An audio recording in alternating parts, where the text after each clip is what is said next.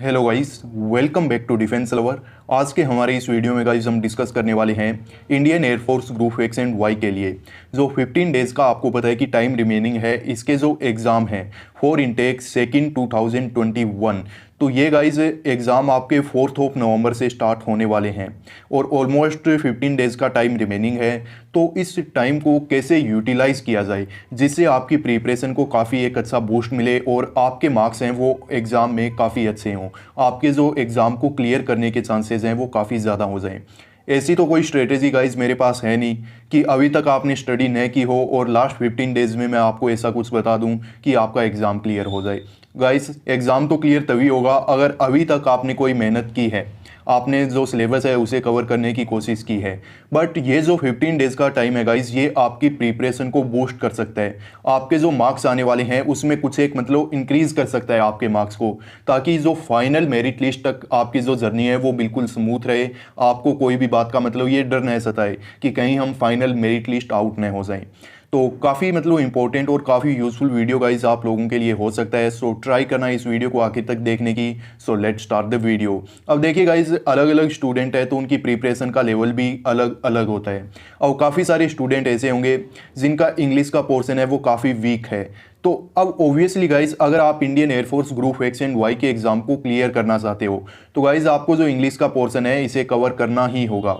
अगर आप इसे कवर नहीं करते तो ओब्वियसली आपका जो सेक्शनल कट ऑफ है वो क्लियर नहीं होगा और अगर आपका सेक्शनल कट ऑफ क्लियर नहीं होगा तो आपका एग्ज़ाम भी क्लियर नहीं होगा। तो गाइज, अगर आपको लग रहा है कि कोई भी पोर्शन आपका वीक है तो इन 15 डेज़ पे उसको पे थोड़ा सा ज़्यादा फोकस कीजिए।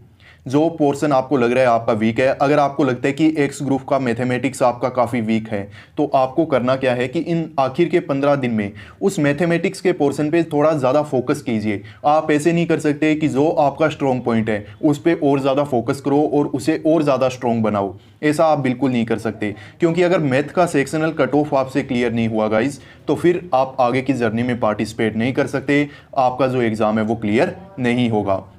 सो ध्यान रखना सबसे पहले यही है कि जो पोर्शन आपका वीक है उस पर थोड़ा ज़्यादा है वो फोकस कीजिए।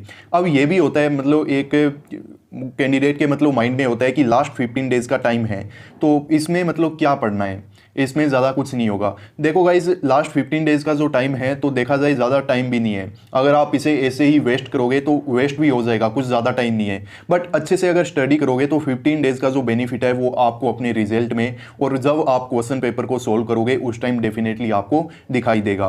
कैंडिडेट का एक सेकेंड अप्रोच ये होता है कि लास्ट 15 डेज़ का लास्ट 1 वीक का टाइम है तो ऐसे करते हैं जितना ज़्यादा हो सकता है उतना ज़्यादा रीड कर लो ताकि एग्ज़ाम टाइम पे हमें याद रह जाए। काफ़ी हद तक ये बात सही भी है गाइस, बट अभी जो आप रीडिंग कर रहे हो, अभी जो आप टॉपिक्स को कवर कर रहे हो, मैं आपको यही सजेस्ट करूंगा ज़्यादा से ज़्यादा जितने टॉपिक आप कवर करो अच्छी बात है, ज़्यादा टाइम दो स्टडी को, जितने ज़्यादा हो सकते हैं उतने ज़्यादा टॉपिक को कवर करो। बट कवर ऐसे ही करना और इतने ही टॉपिक कवर करना कि एग्ज़ाम से पहले जस्ट एक बार उनका रिवीजन ज़रूर हो जाए। आज तक गाइज आपने जितनी भी स्टडी की है उसको रिवाइज कीजिए। अगर आपने ग्रुप एक्स एंड वाई का सिलेबस है वो कंप्लीट कर रखा है तो गाइज उसका एटलीस्ट 2 to 3 टाइम उसको रिवाइज कीजिए, क्योंकि रिवीजन सबसे बेस्ट है अभी आपकी मतलब प्रिपरेशन को बूस्ट करने के लिए, आपके अच्छे मार्क्स लाने के लिए। तो रिवीजन पे ज़्यादा फोकस रखना। अभी भी अगर आपको लग रहा है कि ये एक पर्टिकुलर सब्जेक्ट है वो हमारा काफ़ी वीक है और इसमें से अगर कोई टॉपिक कर रहे हो, जैसे इंग्लिश में आपको लगे कि पैसिव एंड एक्टिव वॉइस को कर लिया जाए, आपने अभी तक उनको नहीं किया है और आपको पता है कि यहाँ से मतलब लगभग 2 क्वेश्चन या फिर 3 क्वेश्चन है वो आते हैं, तो इस टॉपिक को कवर कर लिया जाए ताकि हमारा एग्जाम क्लियर हो जाए। अच्छी बात है गाइस, पैसिव एक्टिव वॉइस को कवर कीजिए बट एग्जाम से पहले एक बार रिवाइज ज़रूर कर लेना, क्योंकि अगर रिविजन नहीं होगा तो काफ़ी जो सिली मिस्टेक्स हैं वो आप एग्जाम में करोगे। आपने टाइम इन्वेस्ट भी किया है एक टॉपिक को कवर करने में, अपनी जो पूरा मतलब फोकस है वो भी किया है, बट रिविजन नहीं होगा फिर भी उसके क्वेश्चन गलत हो जाएंगे तो ये फिर टाइम है वो अच्छे से यूटिलाइज नहीं हुआ। तो बेस्ट थिंग यही है गाइस, जो भी टॉपिक कवर करो चाहे उसको अब आपने पढ़ा हो या फिर काफ़ी टाइम पहले आपने उसको पढ़ रखा हो, बट एग्जाम में जाने से पहले एटलीस्ट 1 टाइम उसका रिवीजन ज़रूर होना चाहिए। एंड जैसा मैं बार बार आपको बोल रहा हूँ कि अगर आपने अभी तक अपना जो पूरा सिलेबस है वो कवर कर रखा है तो एटलीस्ट 1 to 2 टाइम ट्राई कीजिए कि वो रिवाइज हो जाए। कुछ नया मत कीजिए, अब आप कोई आपको अलग से बुक में से जाके कुछ और नहीं करना है, बस यही ट्राई कीजिए कि जल्दी से जल्दी आपका रिवीजन हो जाए। रिवीजन के साथ साथ एक बात और ध्यान रखना गाइस कि जो जितने ज़्यादा क्वेश्चन हो सकते हैं उतने ज़्यादा सोल्व करो और एक बात और आपको मैं बताना चाहूँगा कि जो फिजिक्स का आपका पोर्शन होगा ग्रुप एक्स में, तो उसमें गाइस ध्यान रख लेना कि हो सकता है टफ क्वेश्चन आपको मिलेंगे, एग्जाम का लेवल जो भी हो, टफ हो, मॉडरेट हो, ईजी हो, बट फिजिक्स के पोर्शन में ध्यान रख लेना आपको एटलीस्ट 5 क्वेश्चन ऐसे दिखाई देंगे जो बिल्कुल इजी क्वेश्चन होंगे, और वो क्वेश्चन इतने भी इजी नहीं होंगे कि आप उनको देखते ही टिक कर दो।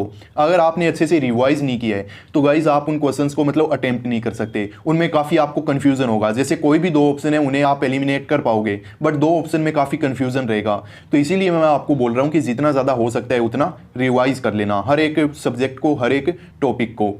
तो वैसे ही गाइज जो भी टॉपिक आप कवर कर रहे हो, जिस भी टॉपिक को रिवाइज कर रहे हो, साथ साथ में उसके लिए थोड़ा थोड़ा प्रैक्टिस है उसे भी अपना कंटिन्यू रख लेना। प्रैक्टिस के लिए गाइज अगर आप चाहो तो मॉक टेस्ट भी अवेल कर सकते हो। अगर आपने अभी तक अपना जो सिलेबस है वो कवर कर लिया है तो गाइज ये आपके लिए बिल्कुल बेस्ट टाइम है। अगर आपने सिलेबस ही कवर नहीं किया है तो फिर तो इसका कोई फ़ायदा ही नहीं होगा मॉक टेस्ट का।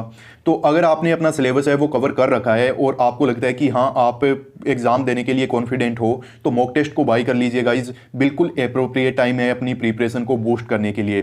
परीक्षा ऐप का लिंक मैं आपको वीडियो के डिस्क्रिप्शन बॉक्स में प्रोवाइड कर दूंगा। ये एक अच्छा पोर्टल है, एक अच्छा ऐप है जहाँ पे आपको फुल लेंथ मॉक टेस्ट आपके लिए मिल जाएंगे, आपके जो अपकमिंग नवंबर के एग्जाम है उसके लिए। तो 20 मॉक टेस्ट आप जस्ट इन ₹140 अवेल कर सकते हो अगर आप हमारा कूपन कोड यूज़ करोगे DFLOVE50, क्योंकि ये कूपन कोड यूज़ करते ही गाइज आपको 50% का जो इंस्टेंट डिस्काउंट है वो मिल जाएगा। सो जाइए डाउनलोड कीजिए ऐप को और अपनी प्रिपरेशन को कीजिए बूस्ट। इस वीडियो को गाइस यहाँ तक देखने पे मतलब आपको लग भी रहा होगा कि मैंने कुछ नई चीज़ आपको नहीं बताई है। हाँ गाइस, मैंने कुछ नया नहीं आपको बोला है, बट यही बोल रहा हूँ, इस वीडियो का कंक्लूजन यही है कि जो भी टॉपिक, अगर अभी भी आप कोई टॉपिक को कवर कर रहे हो तो कोई प्रॉब्लम नहीं है गाइस। जो आपका वीक पोर्शन है उस पर ज़्यादा फोकस कीजिए, क्योंकि आपको सेक्शनल कट ऑफ है वो क्लियर करना होगा। एंड एक जो बात आपको ध्यान रखनी है गाइस कि जो भी टॉपिक को कवर करो उसका रिवीजन ज़रूर कर लेना। अगर टॉपिक को कवर भी कर लिया और रिवीजन भी उसका नहीं हुआ तो गाइस फिर कोई फ़ायदा नहीं होगा, ये आपका टाइम वेस्ट हो जाएगा। अगर आपका सिलेबस ऑलरेडी कवर है तो गाइस ज़्यादा से ज़्यादा रिवीजन कीजिए और ज़्यादा से ज़्यादा प्रैक्टिस कीजिए। प्रैक्टिस के लिए मॉक टेस्ट है वो आप अवेल कर सकते हो, इजीली आपको अवेल हो जाएंगे। वीडियो के डिस्क्रिप्शन बॉक्स में आपको लिंक है वो दिया हुआ है। अब ये बिल्कुल सिंपल थिंग्स हैं गाइस, आप देखोगे कि मतलब सर ने कुछ नया नहीं बताया, बट गाइस जो सबसे एक इंपॉर्टेंट और जो सबसे टफ लगता है ना, जो कैंडिडेट प्रिपरेशन कर रहे हैं उनको सबसे टफ लगता है रिवीजन करना। नई चीज़ को पढ़ना, नए कॉन्सेप्ट को सीखना इतना टफ नहीं है, बट उसी कॉन्सेप्ट को या फिर उसी नई चीज़ को बार बार रिवाइज करना काफ़ी टफ होता है। आप अपना एग्जाम्पल लेके चलिए, आपको रिवीजन काफ़ी बोरिंग लग सकता है, तो उस बोरियत को हटाओ और रिवीजन करो। ज़्यादातर कैंडिडेट एग्जाम क्लियर नहीं कर पाते, काफ़ी अच्छा उनका प्रिपरेशन होता है फिर भी, तो गाइज उसके पीछे का रीज़न यही है कि उन्हें आता तो बहुत कुछ है बट एग्जाम टाइम पे उनसे गलतियां होती है क्योंकि उन्होंने रिवाइज नहीं किया। अगर आप एग्जाम को क्लियर करना चाहते हो गाइज तो बेस्ट थिंग आपके लिए यही है कि आप ज़्यादा से ज़्यादा रिवीजन कीजिए। इस वीडियो को देखने के लिए गाइज थैंक्स, एंड अगर आपको वीडियो पसंद आया हो तो एक लाइक करके अपने दोस्तों के साथ शेयर जरूर कर देना। And guys all the best आपको अपने अपकमिंग एग्जाम्स के लिए। आई होप आपके एग्जाम क्लियर हो जाएं और जल्द से जल्द आप इंडियन एयरफोर्स को एज एन ऑफिसर या फिर एज एन एयरमैन ज्वाइन कर लो। बाकी चलो गाइज, मिलता हूँ नेक्स्ट वीडियो में, तब तक के लिए बाय, वंदे मातरम, जय हिंद।